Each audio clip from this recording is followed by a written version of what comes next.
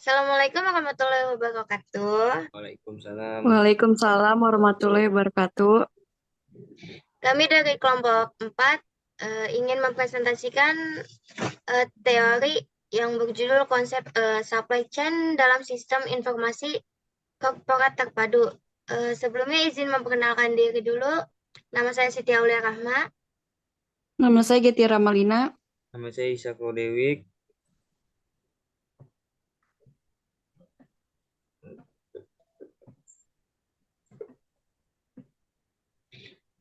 Konsep supply chain dalam sistem informasi korporat terpadu mengacu pada integrasi teknologi informasi untuk mengelola rantai pasok secara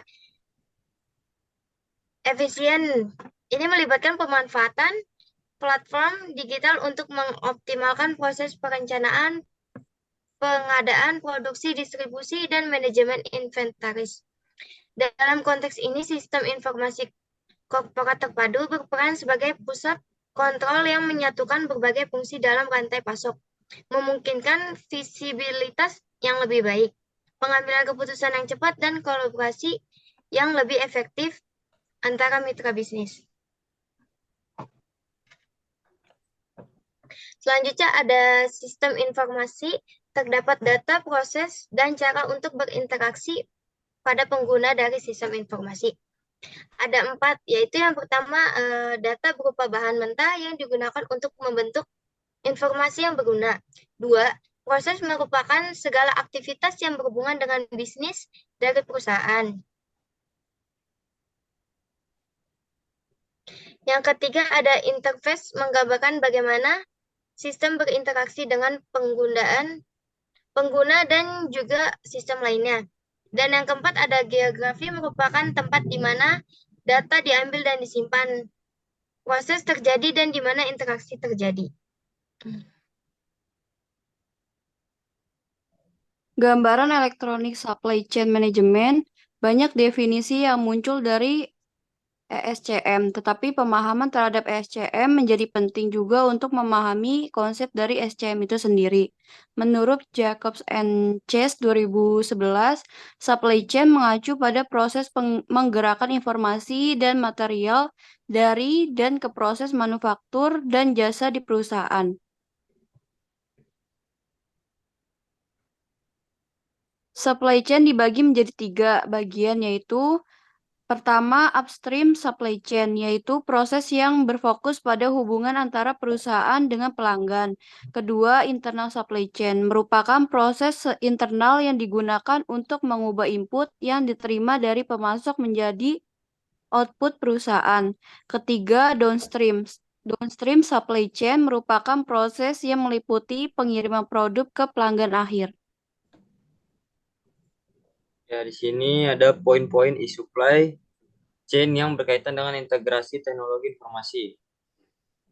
Phase pertama ada integrasi proses bisnis, yaitu e-supply chain dalam BEP mencakup integrasi berbagai proses bisnis mulai dari produksi, distribusi, manajemen persediaan hingga penjualan. Phase kedua ada keterlibatan pemasok dan pelanggan. Sistem e-supply chain memfasilitasi keterlibatan pemasok dan pelanggan secara langsung melalui platform elektronik. Yang ketiga ada manajemen persediaan dan pengelolaan rantai pasok. Konsep ini memasukkan teknologi untuk meningkatkan manajemen persediaan dengan monitor dan mengelola stok secara efisien. Phase yang keempat ada optimasi proses logistik, yaitu integrasi dengan sistem logistik memungkinkan perusahaan untuk mengoptimalkan perencanaan dan pelaksanaan pengiriman. Phase yang kelima ada pelacakan dan visibilitas, yaitu sistem ini memberikan visibilitas menyeluruh terhadap seluruh rantai pasok, mulai dari produksi hingga pengiriman ke pelanggan. Yang keenam ada kolaborasi dengan mitra bisnis. Konsep e-supply chain dalam ERP mendorong kolaborasi yang sangat erat dengan mitra bisnis, termasuk pemasok dan mitra distribusi. Yang ketujuh ada keamanan informasi. Keamanan informasi menjadi fokus utama dalam e-supply chain. Sistem harus dilengkapi dengan kontrol akses yang ketat untuk melindungi data sensitif dan mencegah ancaman keamanan. Selanjutnya ada arsitektur sistem informasi korporat terpadu. Membangun sebuah arsitektur sistem informasi korporat terpadu yang baik dapat dimulai dengan melihat siapa saja yang membutuhkan teknologi.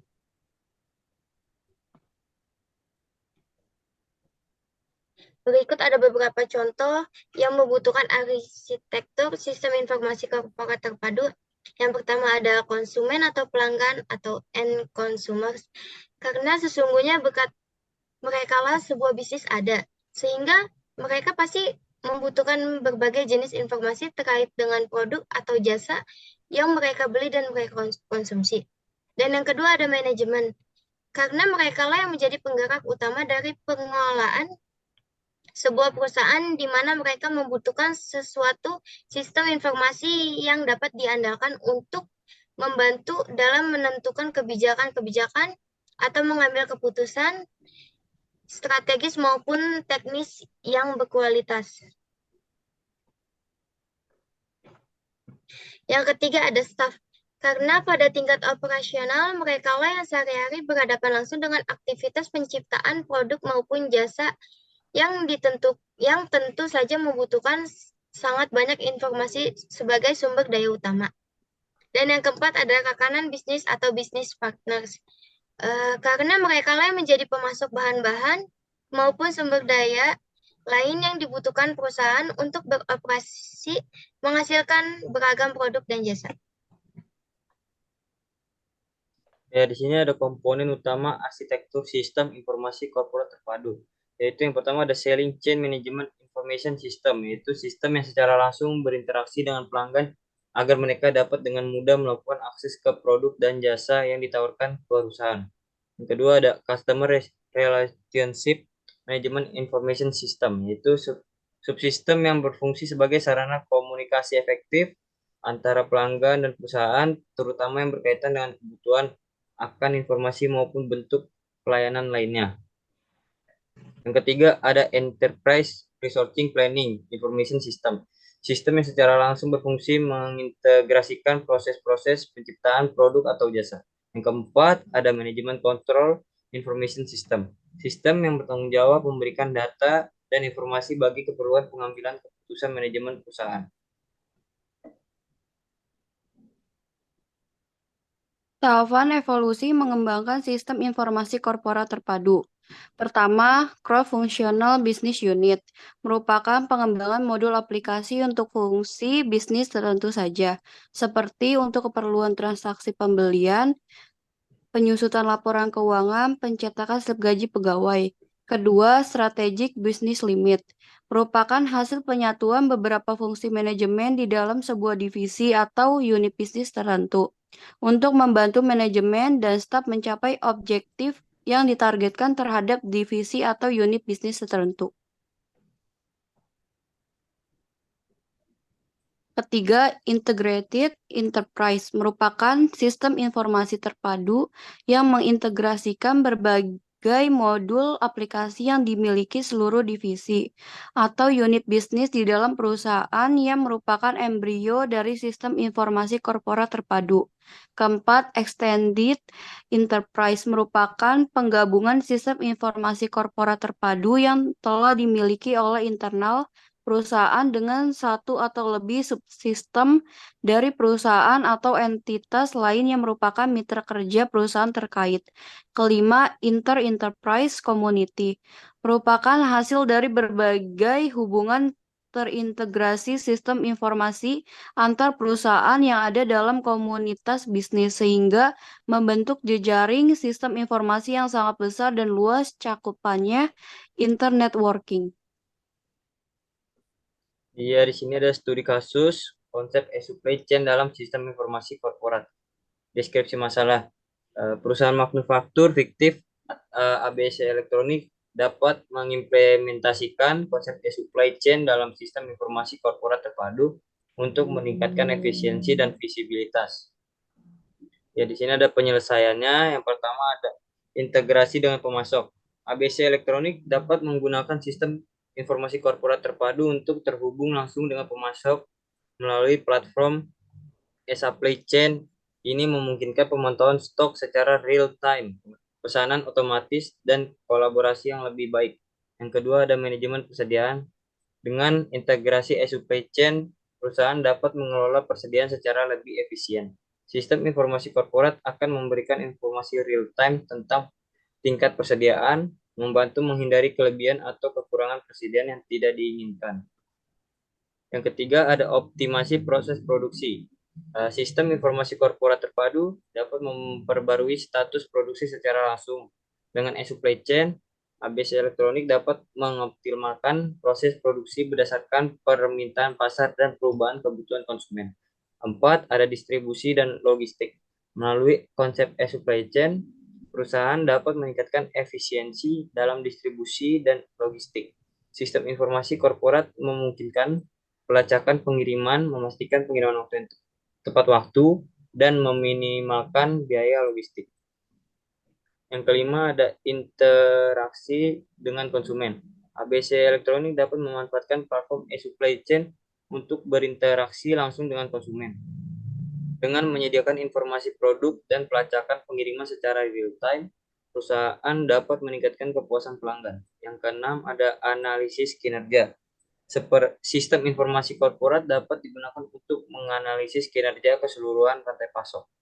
Melalui data yang terkumpul, perusahaan dapat mengidentifikasi area-area yang perlu ditingkatkan untuk meningkatkan efisiensi dan mengurangi biaya. Kesimpulan, dalam menerapkan SCM, suatu perusahaan tidak dapat berdiri sendiri, melainkan haruslah menjalin jaringan dengan pemasok hingga distributor, mulai dari bahan baku hingga produk jadi sampai ke tangan konsumen. Banyak tantangan dalam menerapkan SCM, salah satunya yaitu globalisasi. Meskipun menjadi salah satu penyebab lahirnya SCM, globalisasi membuat supply chain semakin rumit. Dari kompleks karena pihak-pihak yang terkait dalam supply chain tersebut dapat mencakup pihak-pihak di berbagai pelosok dunia. Penggunaan SCM bagi perusahaan-perusahaan beberapa bidang di negara-negara berkembang, termasuk Indonesia saat ini, masih sangat terbatas.